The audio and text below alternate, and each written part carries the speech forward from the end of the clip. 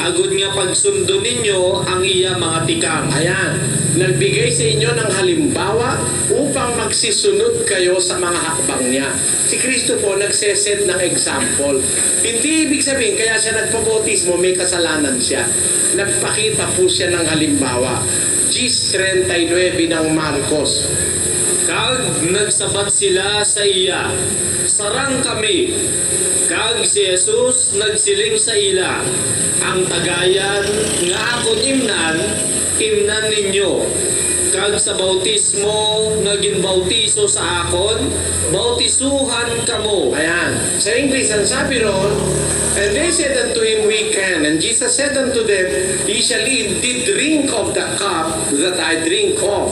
And with the baptism that I am baptized, with all shall ye be baptized. So, nagbibigay halimbawa po siya. Kagustuhan ng Diyos naman yun, di ba? Opo, wala po siyang ginagawang pansarili. 12:49 ng 1. For I have not spoken of myself, but the Father which sent me. He gave me a commandment what I should say and what I should speak. Hindi ako nagsasalita na mula sa aking sarili, kundi ang Ama na sa akin ay nagsugo, siyang nagbigay sa akin ng utos kung ano nararapat kong sabihin at kung ano ang nararapat kong salitain. So, lahat po ng ginagawa niya, pinagagawa niya. Depende sa Sige po. Kasi hanggang ngayon, naalangan pa rin, may alinlangan pa rin ako sa akin isip. Tungkol dito sa mga hayop, hindi ba ginawa ng Diyos yung lahat ng hayop, hindi ba? Opo. Ibig sabihin, mayroon din pagpamahal ang Diyos sa hayop, di ba? Ba't yung mga buhaya, mga pating sa dagat, kumakain ng tao? Minsan, mga banal pa yung ginakain nila. Yung mga buhaya, mga pating sa dagat, Kumakain ng tao. kumakain, pumapatay ng tao. Saan ba punta ng kaluluwa ba yan sila? Wala. Ganito po yun. Ang katakdaan po ng Diyos, ang tao, matatakot sa kanya yung hayop. Basahin po natin ang Henesis. At ang takot sa inyo at sindak sa inyo ay mapapasa bawat hayop sa lupa at sa bawat ibon sa himpapawid, lahat ng umuusad sa lupa at lahat ng isda sa dagat ay ibinibigay sa inyong kamay. Tanyo, dapat matakot yung pating, matakot yung balyena, lahat ng hayop sa dagat, pati ibon sa himpapawid, pati mga pispis, ibon, o pati yung mga gumagalaw sa lupa. Yun po ang natural. Tanyo yung ahas, kahit ang ahas yung cobra, yung king cobra, pag dadating tao, takot yun eh. Pero bakit po ngayon may kumakain ng tao? Kasi nawala po yung wangis ng Diyos sa tao. Sabi ng Diyos, lalangin natin ang tao ayon sa ating wangis at sa ating larawan. Maraming tao nagpapakasama. Nawala yung wangis ng Diyos, yung terror na dapat sana maramdaman ng hayop na wala rin. Siya na ngayon ang kinakain. Nakita nyo? Dahil nawala po yung wangis ng Diyos eh. And God said, let us make man in our image after our likeness. And let them have dominion over the fish of the sea and over the fowl of the air and over the cattle and over all the earth and over every creeping thing that creepeth upon the earth. Let them have dominion over everything on earth.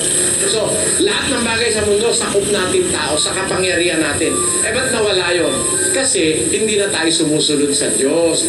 Ayaw na nating sumunod. Naging parang hayop na rin tayo. Pakinggan nyo, Kalawang Pedro 2:12. Apang ini sila, subong sa mga sapat nga walay buot, mga tinuga sang kinaugali. Na tao nga dakpon kag patyon, nga nagapasipala sa mga butang nga wala nila mahibaloi. Laglagon sa amuman nga pagnulaglag kaupod nila. Ayan. But this, as natural brute beast, made to be taken and destroyed, speak evil of things that they understand not, and they shall utterly perish in their own destruction. So, naiwala po kasi ng tao yung kanyang pagkatao eh. Parang naging hayop na rin siya. Kaya ang hayop nagkakainan yan eh. Tanyo, kaya yung mga hayop na tao ngayon, mahilig din kumain ng hayop eh. Ayos sa Kahit bayawa, kahit sawa, kinakain lahat na. Kainan na lang. Nawala kasi yung image and likeness of God, which will dictate our dominion over the lower forms of life. Naiwala po ng ibang tao. may kaluluwa pa yun sila, Brother Rene. No? Nasa 12 Gs po ng hope. Sa iya kamot, yara ang kalag sang tagsa kabuhi nga butang. Kag ang ginhawa sang bugos nga tawanon. Lahat po ng buhay may kaluluwa. Kaya lang, yung kaluluwa ng hayop, hindi pupunta sa langit yun. Thank you po. Sa ibang usapan po yan. Next. Sige po, sige po. Sige po. Kung katanungan ko pa itungkol po sa saan po ba yung Diyos Ama bago po hindi kayong langit at yung lupa? Di ba yun yung tanong ko? Nasa lupa siya, bago nilikha yung langit at lupa, meron siyang sariling earth. Meron siyang sariling lupa. 8:31 of the book of Proverbs, rejoicing in the habitable part of His earth. Meron siyang His earth. Sa Bisaya, pagkakasabi ron, Nga nagakasadya sa iya duta nga sarang mapuyan. ayan, sa kanyang duta nga sarang mapuyan. Ayun, yan. Father Eli, saan po yung makikita yung lugar na po na yun? Hindi ko alam yun eh. Oh. Doon nga tayo dadalhin ni Kristo pag naging dapat tayo eh. Pero as of the moment, hindi ko sa'yo maituturo kung saan yun. Nakatago yun sa paningin ng tao. Saka yung pangalawang katanungan ko po, paano po nagkaroon ng verse yung Bible? Ng verse? Opo. Sino po yung gumawa ng ganung ano po? Unang-unang naglagay, chapters muna. Si Cardinal Hugo de Santo Caro. Nilagay niya ng dinivide niya sa chapters para mabilis matandaan. Tapos, nung bandang huli, si Robert Stephens, isa siyang printer sa Paris, nilagyan niya ng verses. Kaya ang naglagay ng verses si Robert Stephens, ang naglagay naman chapter si Cardinal Hugo de Santo Caro. Kaya nagkaganyan ng Biblia. Nakasama nga yun eh.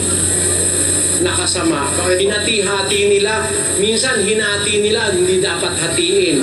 Naliligaw ngayon yung nagbabasa. Halimbawa, verse 5. Yung pala, kaduktong yung 6. Kumuputol na, hindi na tinutuloy ng iba. Naliligaw tuloy yung iba. Ganun. Pero, dapat basahin po. Father Eli, meron po ako isang katanungan po. Huli na po. Kasi po, ex-INC po ako. Matagal na po ako hindi sumasamba doon. Pinapa po ako nila ng parang dokumento na titiwalag ako. Hindi ko po pinipirmahan. Ano po yung magandang gawin ko po? Ano ka pipirma? Walang ganong batas. Ba't ka pipirma? Wala kang obligasyon under the law na kung mo ititiwalag ka nila, pipirma ka, hindi ganun. Yun lang po, Father Eli. Maraming Okay, salamat po. Ako po ay si Manny Benedicto, isang born again, but not Christian. Okay, itong tanong, Brother Eli, I was very happy, to hear from you that you're after for the truth, and I do believe that we are for one, a truth seeker. Okay, ganito yung unang pahayag ko, sabi ng Isaiah, chapter 52:6, My people shall know my name, and that day they will know that I am He that speak to them. Okay. Ganito ngayon,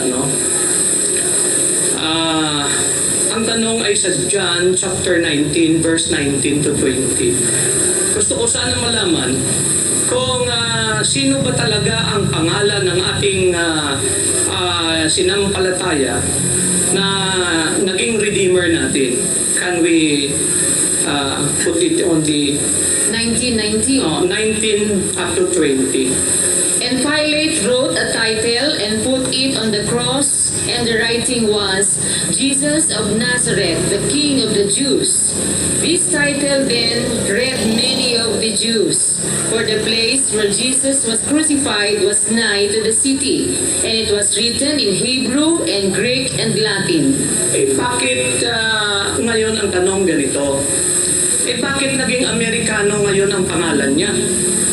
Samantalang Acts 4:12, very precise na sinasabi na walang pangalan na dapat nating maka-save sa atin. Kung hindi, yun lang ang pangalan na binigay ng angel mula sa langit, binigay doon sa kanya, kay Mama Mary at saka kay Papa Joseph. Eh bakit ngayon naging Amerikano samantala siya ay talagang Hebrews? And his name was given from above and not only perceived by the minds of men. Alam nyo, ang sagot ko, dun sa very same verse that you have used, basahin uli natin ang 19:19 of the book of John. And Pilate wrote the title and put it on the cross. And the writing was, Jesus of Nazareth, the King of the Jews. This title then read many of the Jews, for the place where Jesus was crucified was nigh to the city. And it was written in Hebrew, in Greek, and Latin. Yan. Sa Latin, ang Jesus po hindi Jesus. Sa Latin, Jesus. Yesu. Sa Greek, Yesu. Sa Hebrew, Yahshua. Yan po. Eh, isinulat, tatlo nilagay ni Pilato. Eh, hindi niya naman pwedeng isinulat niya sa Greek. Eh, Hebrew pa rin ang susulat niya. Isinulat nga sa Greek eh. At isinulat sa Latin, Hebrew pa rin susulat. Hindi po. Meron pong transliteration even in names. When it comes to the Bible, pati names na itatranslate. Pakinggan nyo ang Apokalipsis. Sila'y may pinakahari na anghel ng kalaliman. Ang kaniyang pangalan sa wikang Ebreo ay Abaddon, at sa Griego ay may pangalan siyang Apollyon. And they had a king over them, which is the angel of the bottomless pit, whose name in Hebrew tongue is Abaddon, but in Greek tongue had his name Apollyon. Now, pumapayag ba ang Diyos na yung name maiba? Pumapayag. Sa Hebrew, Abaddon. Sa Greek, Apollyon. Eh si Kristo. Sa Hebrew, Yahshua Messiah. Sa Hebrew po yun. Pero nung isulat po ni St. Paul ang kanyang epistles, isinulat ito sa Greek. He did not use the word Messiah or Yahshua. He used the word Jesus or Jesus Christos. Sa Greek po kasi, yung Yahshua, ang katumbas nun, Jesus. Yesu. Yun namang Messiah, ang katumbas po, Kristo o Christos. Kaya po, kung gigrego mo, gigreek mo, Jesus Christos or Yesu Cristo. Pag in Spanish mo, Jesu Cristo. Pag tinagalog mo, kung tayo naging alipin ng Kastila, nahawa na tayo dun sa Silya. Oh. Eh ito, sa talagang Tagalog, tawag dito sa lumpuit eh. Sa lumpuit. Ewan ko sa inyo, sa Iloilo, kung anong tawag dito, eh Silya po eh. Silya po ito eh. Kastila yung Silya eh. Pero ginagamit natin, legal yun. Ganon din po kapatid, ganito kasi. Alam ko po ang punto nyo. Ang tao po nung una, iisa lang ang salita. 11:1 ng Henesis. At ang buong lupa ay iisa ang wika at iisa ang salita. Wala po tayong problema nung umpisa. Iisa lang naman ang wika